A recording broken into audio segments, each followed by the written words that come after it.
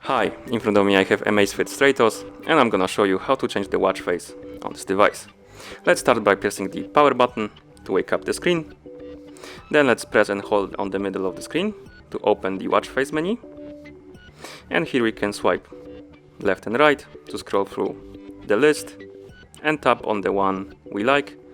For example, let's select one we like this one, and then tap on it to confirm. You can also open the menu back and find one that has like customize option right here.